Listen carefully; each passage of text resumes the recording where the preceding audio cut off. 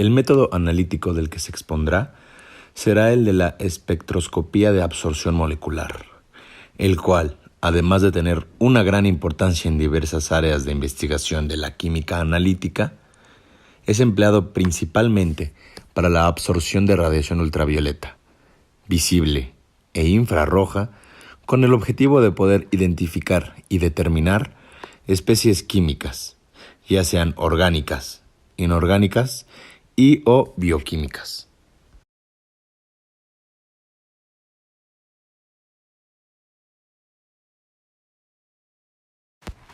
Aunado a lo anterior, la espectroscopía de absorción molecular en las regiones ultravioleta y visible del espectro tiene una gran importancia para el análisis cuantitativo, siendo aplicado en laboratorios químicos y clínicos con mayor frecuencia si se compara con cualquier otro método.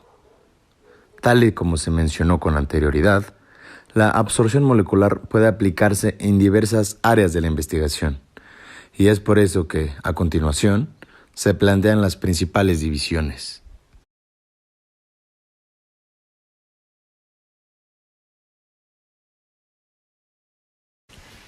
Por otro lado, si nos adentramos en la espectroscopía, pero ahora de absorción infrarroja, podemos señalar que es una herramienta muy poderosa para determinar la estructura de diversos compuestos orgánicos e inorgánicos, lo cual permite determinar niveles de contaminación ambiental por medio de un análisis cuantitativo.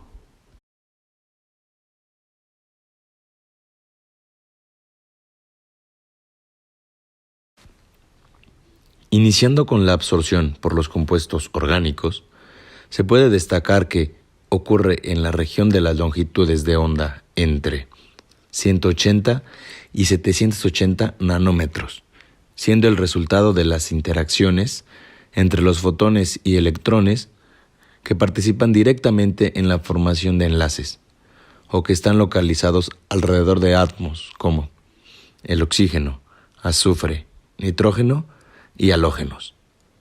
Todo este fenómeno en cuanto a la longitud de onda de absorción de una molécula orgánica está directamente relacionado con la fuerza del enlace entre los electrones. Como muestra de ello, los electrones en enlaces dobles y triples de moléculas orgánicas no están unidos tan fuertemente y, por ende, son más fáciles de excitar por la radiación electromagnética.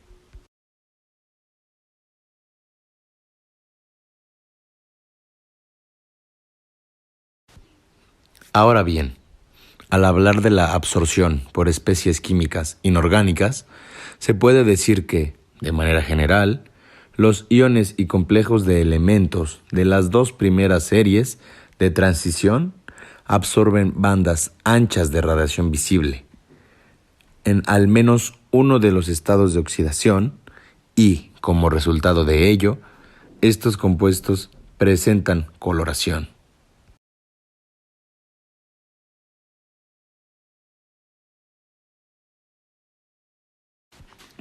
Finalmente, de la última absorción de la cual se hablará es de la de transferencia de carga, que, en la actualidad, es muy importante para el análisis cuantitativo, ya que las absortividades molares son inusualmente grandes, lo cual conduce a una alta sensibilidad. Es por ello que muchos de los complejos orgánicos e inorgánicos cuentan con este tipo de absorción, y por eso se les llama complejos de transferencia de carga, que se caracterizan por contar con un grupo donador de electrones, enlazado a un aceptor de electrones.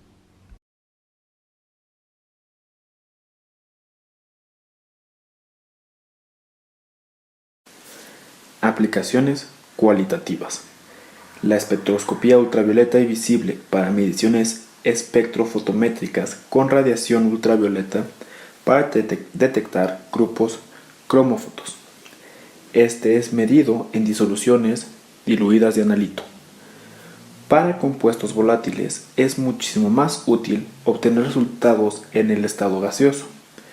Para ello, el disolvente ocupado debe de ser transparente con respecto al soluto, donde el soluto absorbe radiación sin generar interferencia. El analito debe de ser lo suficientemente soluble en el disolvente para dar un analito que se encuentre bien definido.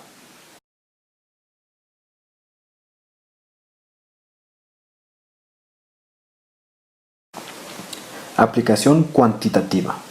Las características principales de la espectroscopía molecular de absorción en regiones ultravioleta y visibles son: 1. Debe tener una gran aplicabilidad, esto es, la absorción de radiación ultravioleta y visible en especies orgánicas, inorgánicas y bioquímicas permite su determinación cuantitativa en laboratorios clínicos. 2. Cuentan con alta sensibilidad. El intervalo de detección para los espectros de absorción puede extenderse hasta 10 a la menos 6 o incluso 10 a la menos 7 moles, con modificación en el procedimiento. Tiene una selectividad moderada de manera alta.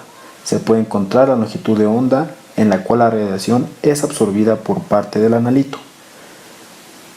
Como resultado de esto, los errores relativos en la concentración encontrados con un procedimiento de espectro fotométrico o fotométrico se encuentra en el intervalo del 1 al 5%.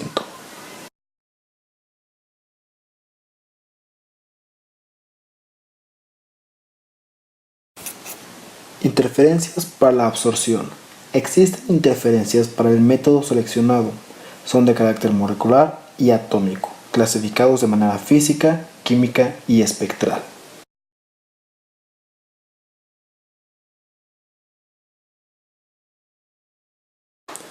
Interferencias físicas. Se deben a cambios en las propiedades físicas, tales como puede ser la viscosidad, la densidad, la tensión superficial u otros en la disolución del analito y en los patrones, los cuales pueden afectar al proceso de nebulización y en consecuencia al número de átomos presentes. Pueden ser evitados al procurar que las propiedades físicas y la matriz sea la misma en la muestra y en los patrones. De igual forma, al utilizar el método de adición estándar o en ocasiones operar con disoluciones más diluidas.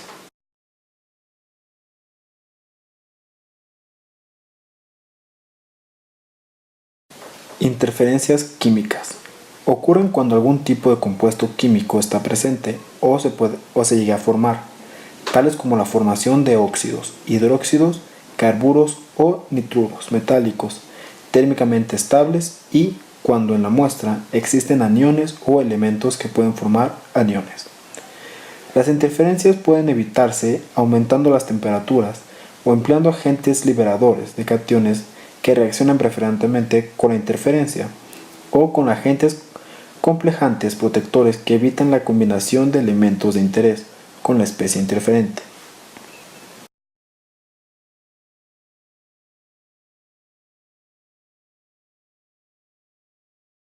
Interferencias espectrales.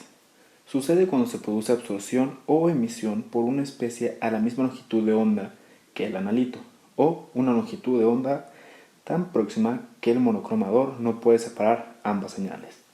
Se puede eliminar fácilmente al emplear diferentes oxidantes, ya que es muy raro que esto llegue a suceder.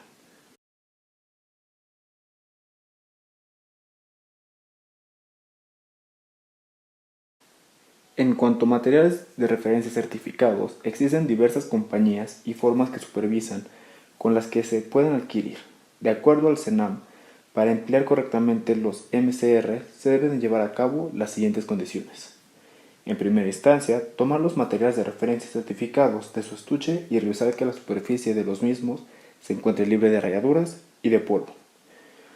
En segundo lugar, los filtros se dejan estabilizar a las condiciones del lugar en donde se encuentra el instrumento. Se sugiere que el tiempo de estabilización sea el mismo que el tiempo de calentamiento y estabilización de la lámpara y también del instrumento.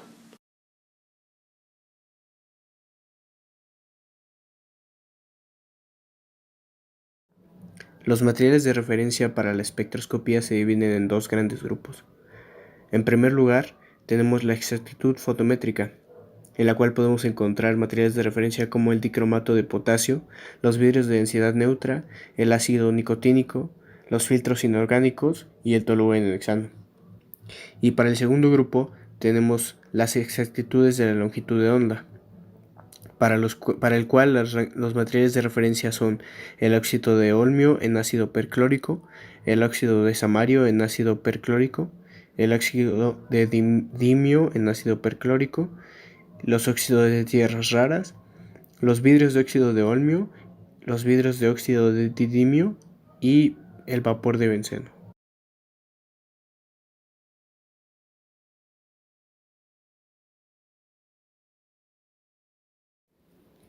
Como se mencionó anteriormente, los materiales de referencia para la espectroscopía se dividen en dos grandes grupos: los que se usan para la exactitud fotométrica y los que se usan para la exactitud de longitud de onda. Sin embargo, en ambos casos, se requiere de los materiales de referencia dicromato de potasio, los vidrios de densidad neutra y el ácido nicotínico, los cuales son muy importantes en ambos casos.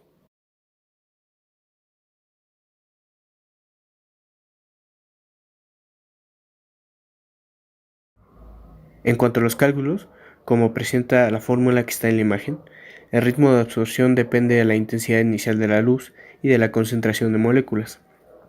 De esta manera, cuando un haz de luz de intensidad I recorre una distancia de L en una muestra con una concentración de moléculas B, se produce una atenuación de intensidad de L, dada por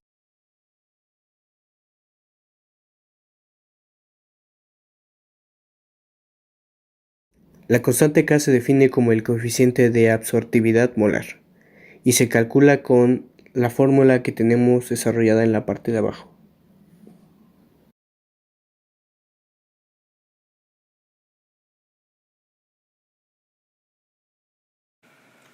La ley de Beer-Lambert para la absorción, que relaciona la intensidad a la salida de la muestra IF con la intensidad inicial I inicial, la concentración de moléculas y la distancia recorrida por la luz en la muestra L, tal y como se presenta en la fórmula a continuación.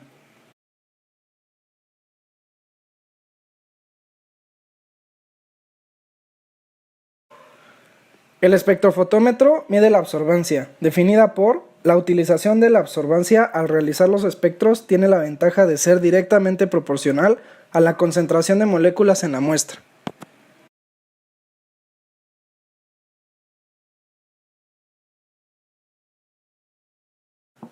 En cuanto a la calidad de resultados, un procedimiento espectrofotométrico o fotométrico se encuentra en el intervalo de 1 a 5%, por lo cual es un método con bastante exactitud si se compara con otros.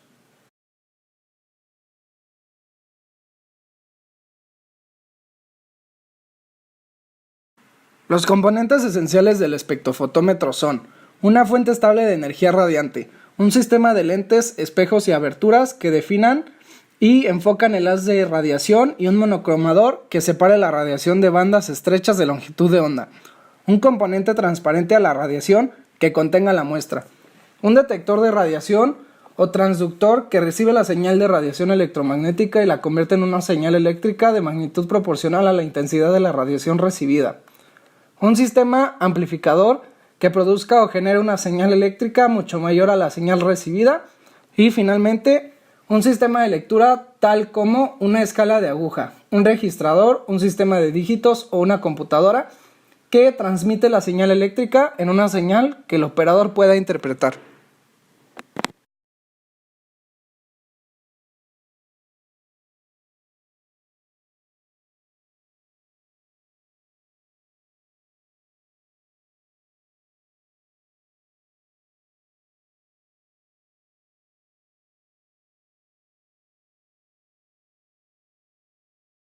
Del lado derecho tenemos la estructura del betacaroteno, que es una molécula de color anaranjado y es la que le da el color a las zanahorias. Del lado izquierdo tenemos el espectro de absorción del betacaroteno, y el betacaroteno tiene color porque absorbe luz en la región visible del espectro electromagnético. La región visible empieza en aproximadamente 400 nanómetros. Entonces, si dibujo una línea aquí, del lado izquierdo tenemos la región ultravioleta y del lado derecho tenemos la región de luz visible.